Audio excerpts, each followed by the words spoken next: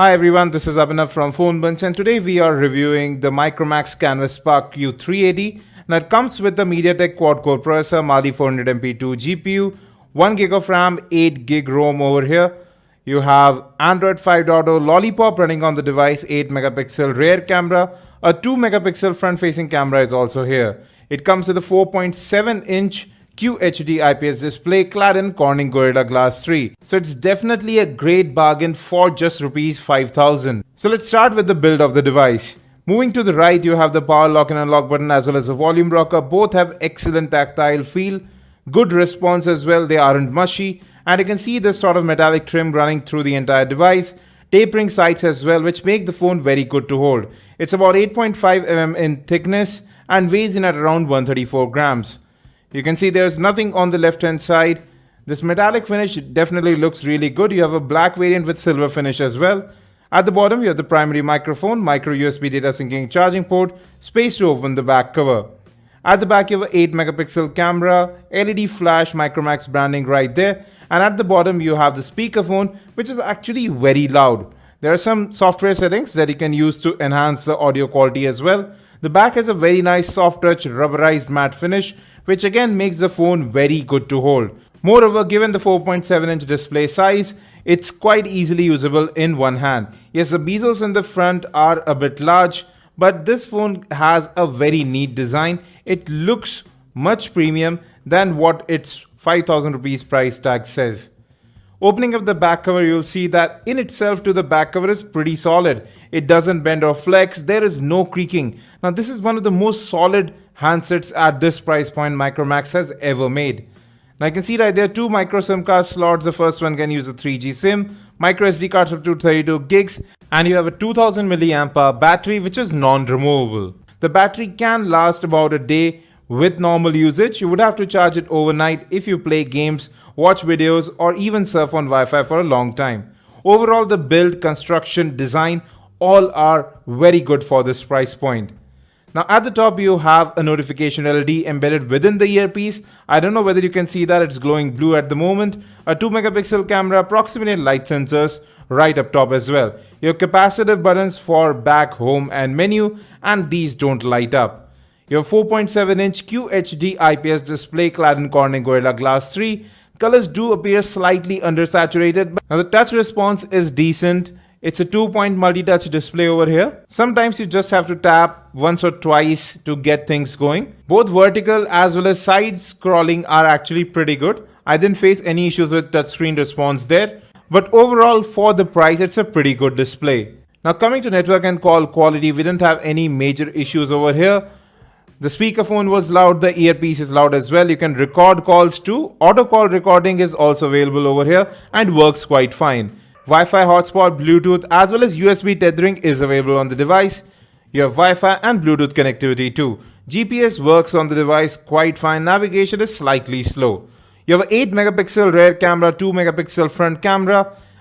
They actually do work quite well. I'll show you some of the image samples as well. You can record 1080p videos with the rear camera, VGA videos with the front-facing camera over here.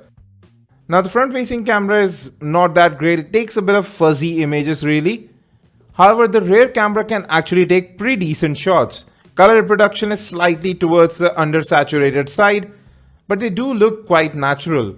Yes, the images don't turn out as crisp as they should. Even macro shots do turn out quite well. Yes, you would have to hold the phone very firmly to get macro shots to work fine. Autofocusing does take a little bit of time, especially when you focus in on very small objects. Now we tried shooting in a bit of manual mode, controlling exposure ourselves, and the images did turn out quite well, especially with HDR mode on. Distant shots, however, turned out a bit overexposed with HDR, but again, for the price, I really can't complain about this camera.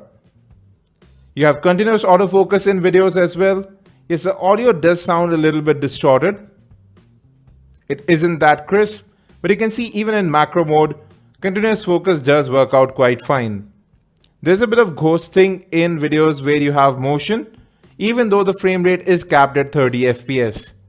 Now this is the headset that you get within the box. It's really not that good to listen to music. It's tinny, The bass is artificial, it just doesn't sound good. I would recommend getting your own pair. Using different headsets actually worked out much better. Now, I've already seen the Play Music app. You have an equalizer built in, Wolfson stereo DAC as well, and that actually enhances audio, especially on the speakerphone. 1080p videos play flawlessly. I didn't notice any ghosting, freezing, lag.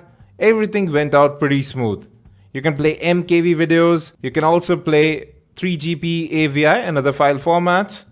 Now we are playing a 480p video over YouTube. That's the maximum supported. And even streaming video playback works pretty well. This is our unboxing of the LG G4 you see right there. The display does perform quite well in videos.